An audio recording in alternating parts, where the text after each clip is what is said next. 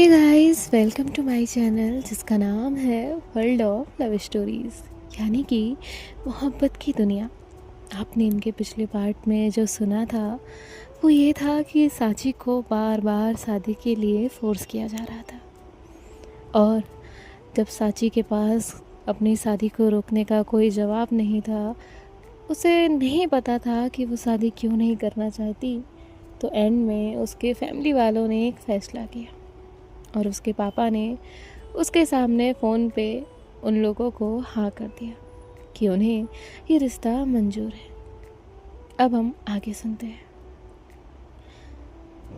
जैसे ही सांची ने ये सुना, सांची को लगा अब उसकी पूरी दुनिया बदल गई। उसके पापा वहाँ से चले गए। उसके घर में खुशी का माहौल था। उसकी माँ खुश थी, उसके पापा खुश थे, रिश्तेदार खुश थे, सब लोग बधाई दे रहे थे। लेकिन इतने शोर के बीच सांची बिल्कुल खामोश बैठी थी।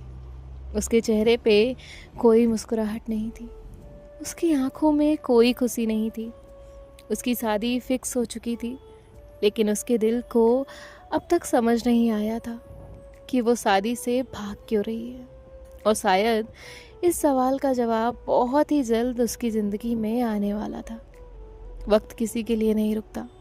सांची चाहती थी कि ये सब रुक जाए, शादी की बातें रुक जाए, लोगों की भीड़ रुक जाए, तैयारियां रुक जाएं, लेकिन कुछ भी नहीं रुकता। दिन बीतते गए और देखते ही देखते शादी का दिन भी आ गया। पूरा घर रोशनी से सजा हुआ था। रिश्तेदारों की आवाज़ हर तरफ सुनाई दे रही थी। सबके चेहरे पे खुशी थी, सब खुश थे सिवाय सांची के। वो अपने रूम में आईने के सामने बैठी थी, लाल जोड़े में, हाथों में सजी थी मेहंदी। सांची बिल्कुल वैसी ही लग रही थी जैसी हर दुल्हन लगती है, लेकिन उसके चेहरे पे वो खुशी नहीं थी, वो रौनक नहीं थी, वो नूर नहीं था जो हर लड़की के चेहरे पर होता है उस शादी वाले दिन। वो बस खुद को देख रही थी चुपचाप, जैसे आईने में कोई और बैठा हो।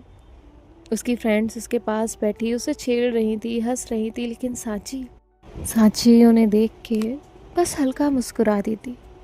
उसका मन तो कहीं और ही था, बहुत दूर।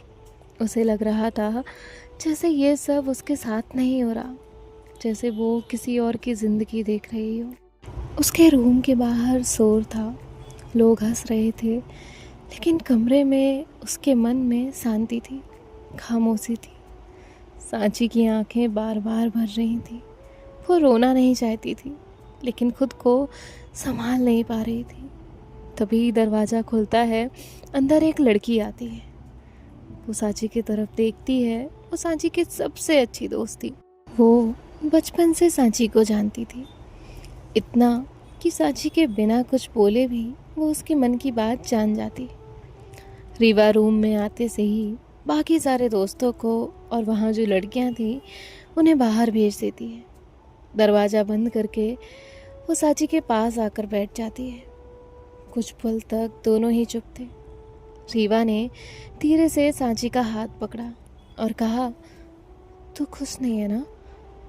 बस इतना सुनते ही सांची के आंसू निकल गए, क्योंकि पूरे घर में पहली बार किसी ने उसे पूछा था कि वो खुश है या नहीं। रीवा का इतना कहना ही था कि उसकी आवाज़ कांप गई। उसने कहा, मुझे बहुत डर लग रहा है। तो रीवा कहती है, किससे? शादी से। सांची ने धीरे से सर हिलाया और कहा, पता नहीं किससे, मुझे कुछ समझ नहीं आ रहा। सब लोग मुझसे पूछते हैं कि शादी क्यों नहीं करनी, लेकिन मुझे खुद नहीं पता। बस ऐसा लग रहा है कि कुछ गलत हो रहा है, जैसे मैं खुद को पीछे छोड़ के जा रही हूँ। रीवा की आंखें भी भर आईं। वो जानती थी सांची झूठ नहीं बोल रही, वो सच में परेशान थी। ये वो देख पा रही थी, महसूस कर पा रही थी। तभी वो कहती है, मना क्यों नहीं कर देती?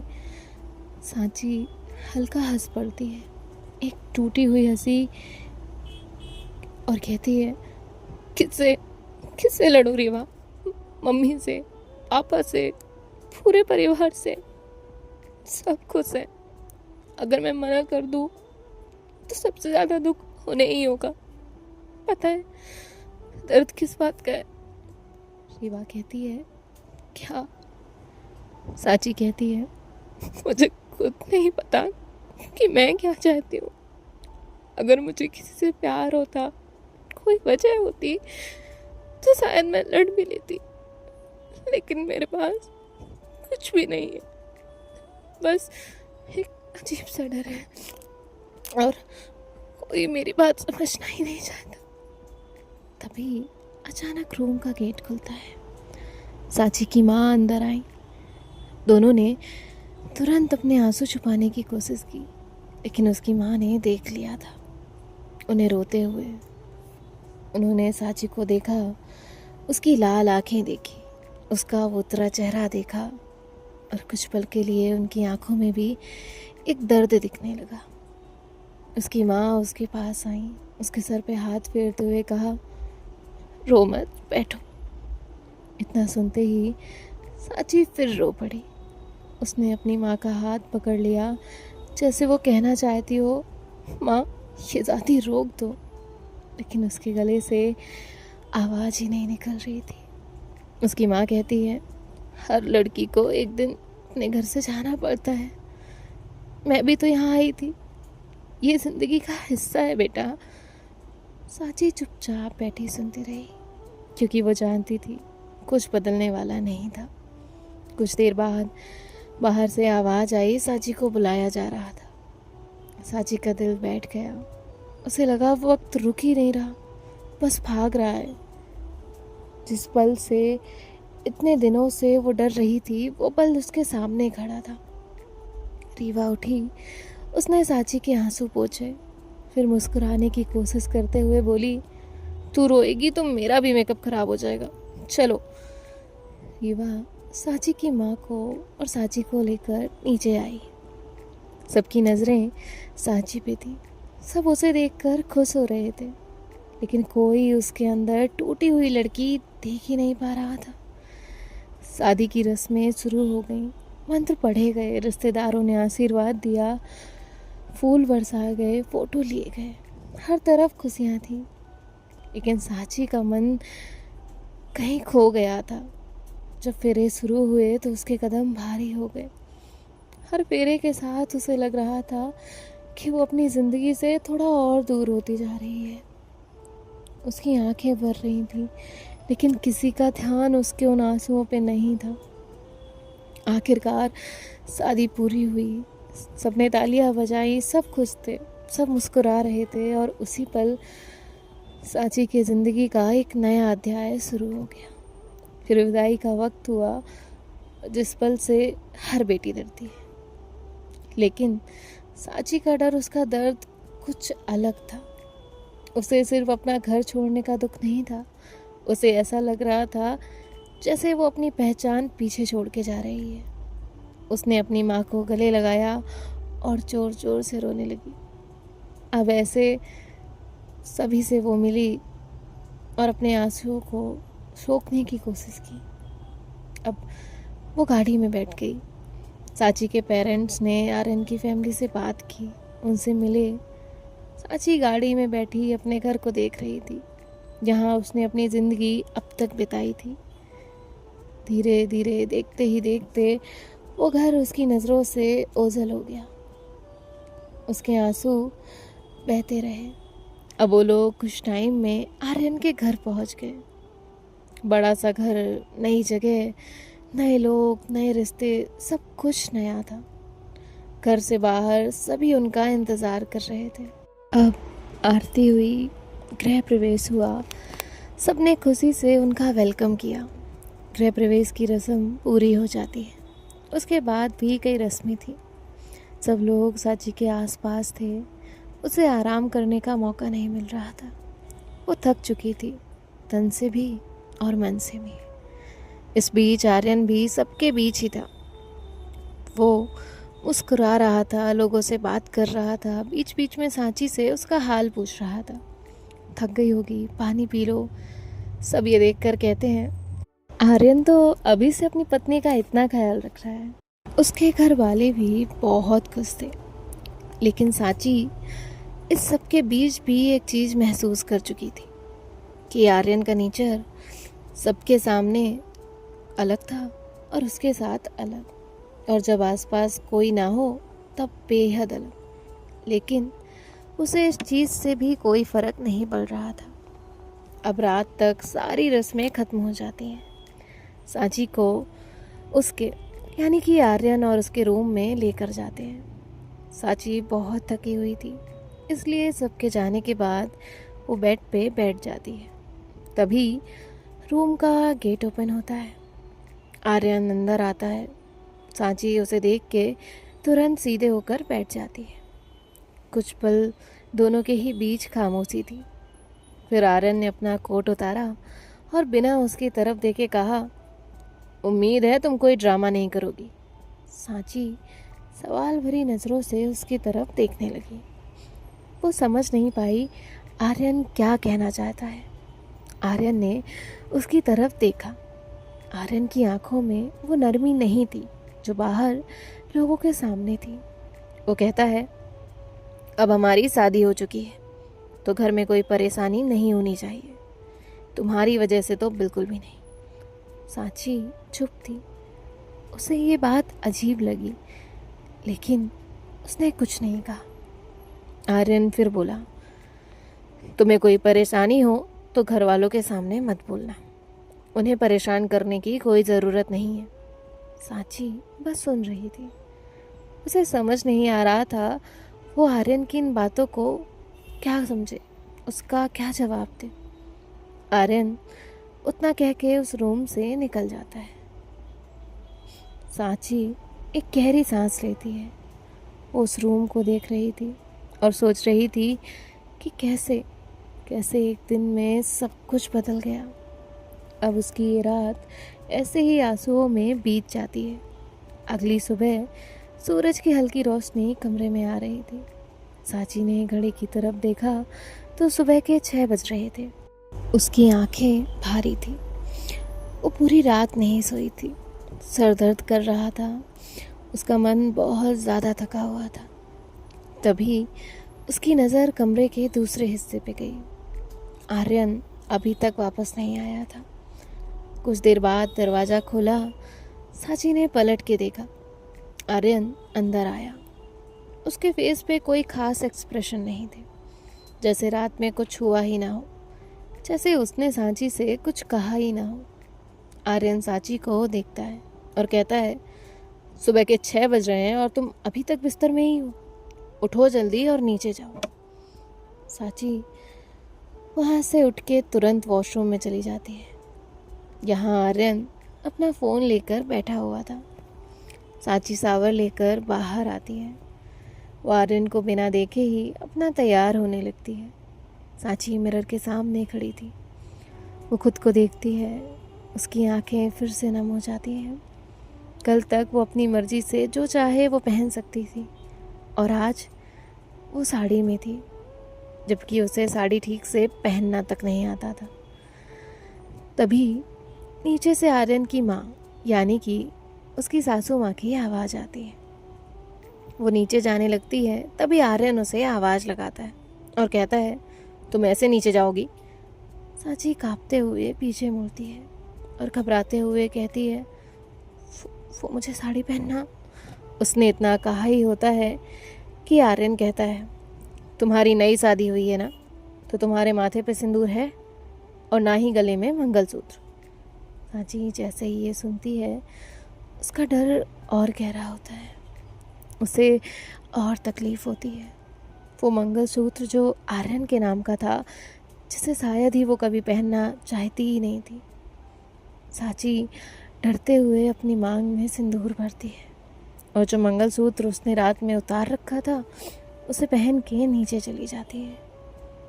जैसे ही सांची सीढ़ियों से नीचे उतरती है, सबकी नज़रें उस पे गईं। आर्यन की माँ तुरंत बोली, लो हमारी नई बहू आ गई। सांची ने मुस्कुराने की कोशिश तो की, लेकिन उससे हो नहीं रहा था। कुछ देर बाद आर्यन भी नीचे आ गया और अचानक उसका पूरा नेचर बदल गया। सबके सामने वो सांची के पास आकर खड़ा हो गया और सांची से कहा, नाश्ता किया तुमने? सांची को इस सब से बहुत ज़्यादा हैरानी हुई। अभी कुछ मिनट पहले तक वो उससे बात तक नहीं कर रहा था और अब अचानक से ये सब। पूरी फैमिली अब इन्हें देख के खुश हो रही थी। उनके लिए आर्यन एक परफेक्ट हस्बैंड था। सांची सबके साथ डाइनिंग टेबल पर बैठ गई। वो चुपचाप थी।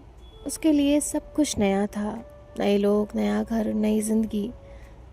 नाश्ता खत्म होने के बाद आर्यन की माँ सांची के पास गई। उनके चेहरे पे कोई सख्ती नहीं थी, बल्कि बहुत सारा अपनापन था। वो कहती हैं, सांची बेटा, अब तुम इस घर का हिस्सा हो। धीरे धीरे इस माहौल की आदत लग जाएगी। सांची ने हल्का सर हिलाया। तभी एक प्यारी सी आवाज़ सुनाई दी, चाची। सांची ने मुड़ के देखा। एक छोटा सा बच्चा भागते हुए उसकी तरफ आ रहा था। वो आर्यन के बड़े भाई का बेटा था। वो आकर सांची के पास खड़ा हो गया और उसे कहा, आप मेरी नई चाची हो ना? उसकी मासूम बातें सुनकर सांची के चेहरे पे भी मुस्कान आ गई। उसने कहा, हाँ। तभी वो कहता है, मैं आप तो अपने ट्वाइस दिखाऊंगा। इतना कहकर उसने सांची का हाथ पकड़कर उसे ले जाने के लिए जिद की। सब हंस रहे थे। तभी वहाँ एक लड़की आई। ये आर्यन की भाभी थी। वो कहती हैं, संभाल के आ रही हो चाची, अभी नई नई आई है ना, वो देखेंगी तुम्हारे टॉयज़, अभी उन्हें बैठाओ, अभी तो वो थकी हुई है ना बच्चा? तो वो सांची को वहीं पर बैठने के लिए कह देता है, जिसके बाद वो भी बैठ जाता है। भाभी भी सांची के पास जाकर बैठ जाती है। वो सांची से कहती हैं, हेलो, मेरा नाम नैना है और मैं आर्यन की भाभी हूँ, यानी कि अब से तुम्हारी भी भाभी हूँ। और हाँ, तुम्हें अगर किसी भी चीज़ की ज़रूरत हो या बात करनी हो तो सीधे मेरे पास आ जाना। सांची को इस घर में आने के बाद पहली बार ऐसा लगा कि चलो कोई तो है जो उसे समझने की कोशिश कर रहा है। तभी नैना का पति यानी कि आर्यन का बड़ा भाई ऑफिस जाने के लिए तैयार होकर नीचे आ जाता है। उसका नाम राघव था। राघव का नेचर शांत था। वो सिर्फ अपने काम से मतलब रखता था, लेकिन वो अपनी फैमिली से बहुत प्यार करता था। अब राघव भी ऑफिस के लिए निकल गया। आर्यन भी उसके पीछे अपनी कार लेकर कहीं चला गया। अब घर में सिर्फ सांची, नैना भाभी और आर्यन की मम्मी और आर्यू था। जैसे ही सब लोग गए, घर का माहौल थोड़ा हल्का हो गया। आर्यू तो जैसे इसी मौके के इंतज़ार में था कि कब उसके पापा जाएं और कब वो अपनी मस्ती स्टार्ट करे। वो तुरंत सांची के पास जाता है और कहता है, चाची आप मेरे साथ खेलो, चाची आप मेरी ड्राइंग देखोगी, चाची आपको आइसक्रीम पसंद है। सांची को भी आर्यू के साथ अच्छा फील हो रहा था। तभी नैना भाभी बोली, लगता है आर्यू को अपनी नई फ्रेंड मिल गई है ना आरू? तभी आर्यू कहता है, हाँ चाची मेरी दोस्त है। तभी सब हंसने लगते हैं। सांची वहीं बैठे बैठे पूरे घर को देख रही थी। उसकी नज़रें हॉल में इधर उधर घूम रही थी। तभी सामने लगी दीवार पे एक बड़ी सी फ्रेम पर उसकी नज़र गई। उस फ्रेम में एक लड़की मुस्कुरा रही थी। उसके चेहरे पे एक अलग ही मासूमियत थी। उसकी आंखों में एक अलग ही चमक थी और मुस्कान इतनी प्यारी कि देखने वाला भी मुस्कुरा दे। फ़ोटो को देखते ही लग रहा था कि वो कितनी शरारती होगी। सांची ने फ़ोटो को देखते हुए ही कहा, भाभी ये फ़ोटो किसकी है? भाभी के चेहरे पे तुरंत स्माइल आई और उन्होंने कहा, अब भाभी ने क्या कहा और वो फ़ोटो किसकी थी ये हम नेक्स्ट पार्ट में जानेंगे, और सेकंड लीड कैरेक्टर का नाम भी हमें नेक्स्ट पार्ट में ही पता चलेगा। और आपको ये पार्ट कैसा लगा वो मुझे कमेंट में बता दीजिएगा। और थैंक यू सो मच मुझे इतना प्यार करने के लिए और सपोर्ट करने के लिए। Bye bye, take care, Radhe Radhe, रू साइनिंग ऑफ।